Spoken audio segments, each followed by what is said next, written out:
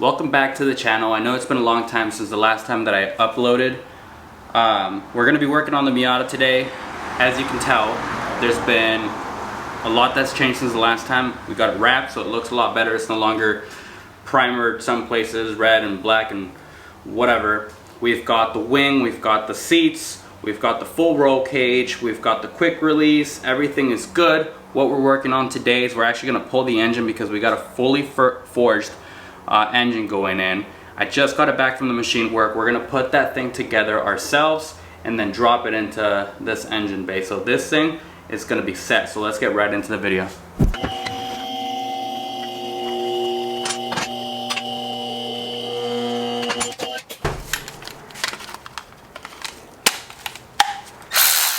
If you don't have one of these things, you're missing out for sure.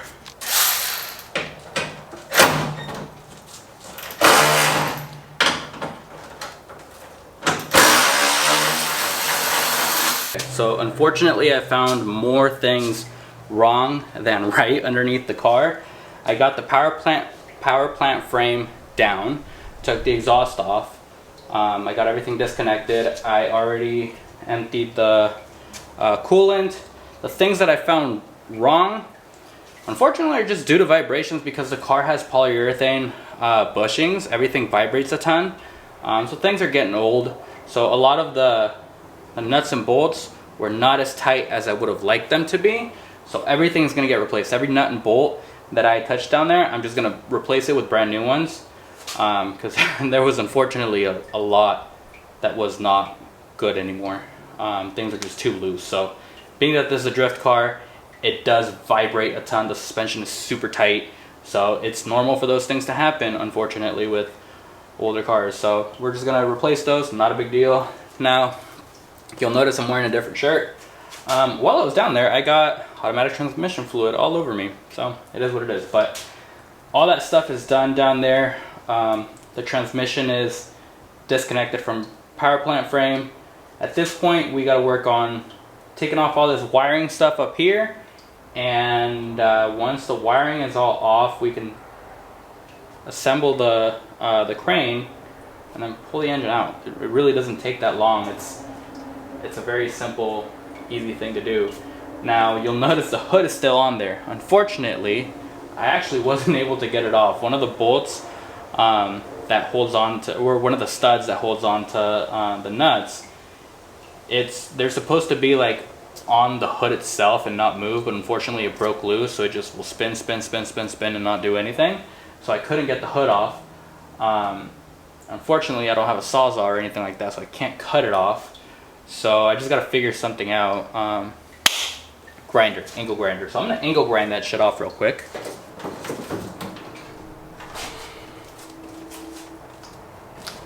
Where am I going to put this? I'll put it over here.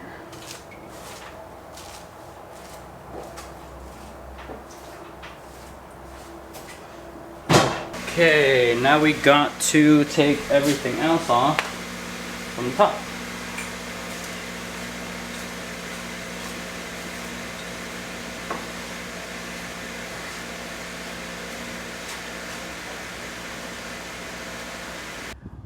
Alright, so the SD card on my camera got full, so now I'm switching over to my phone, but here's progress update.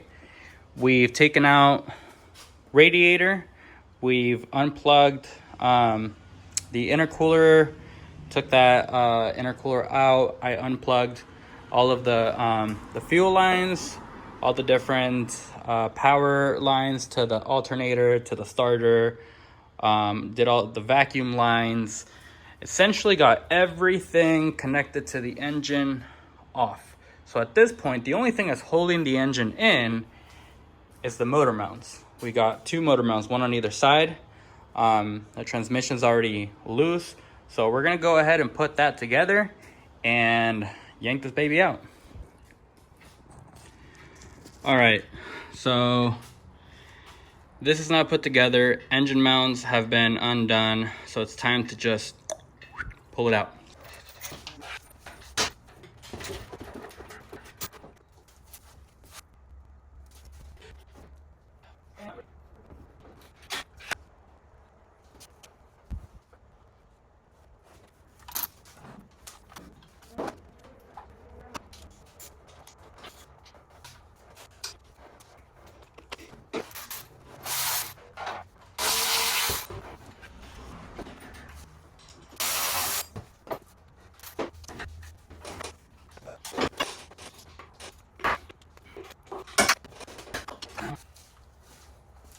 did the bottom of the mounts, but not the top, the one that goes onto the block. So now I'm doing the top, and then it'll come out.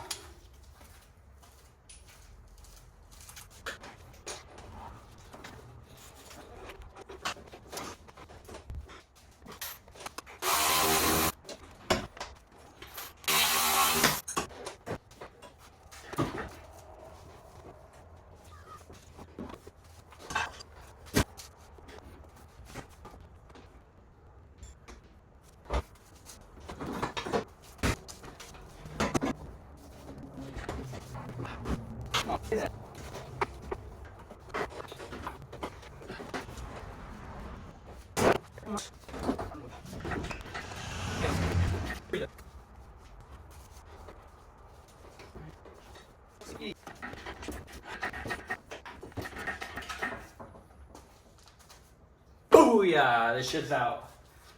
It is out. And I made a mess with the transmission fluid. Lord. Oh, I probably should have dumped that out first. Alright.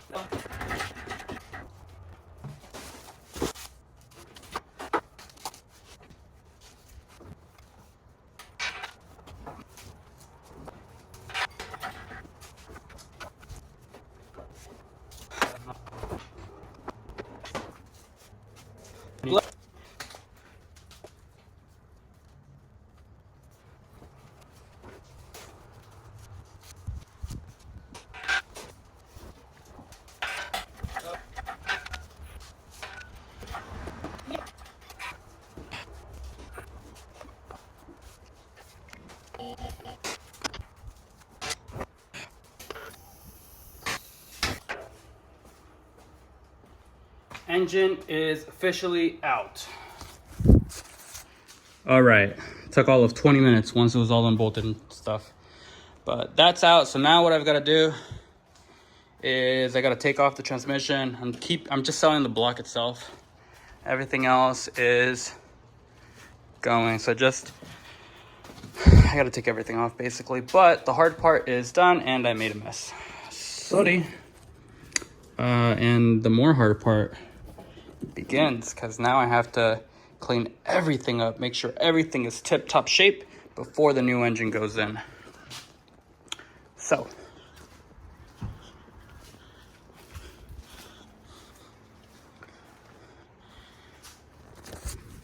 with that said, thanks for watching all the way through. If you aren't already subscribed, please hit the subscribe button, hit the like button, leave some comments on what you think I should do in the engine bay to kind of clean it up. We're gonna leave it like this today. I'll continue uploading rather frequently, short form, just a couple minute long videos, just to kind of keep you guys updated on the progress of what's going on with this, as well as the 335, the other Miata, and the Z that's not here. So there's a lot of content coming up. Just make sure you're subscribed. Thanks for watching. Love you guys. Peace.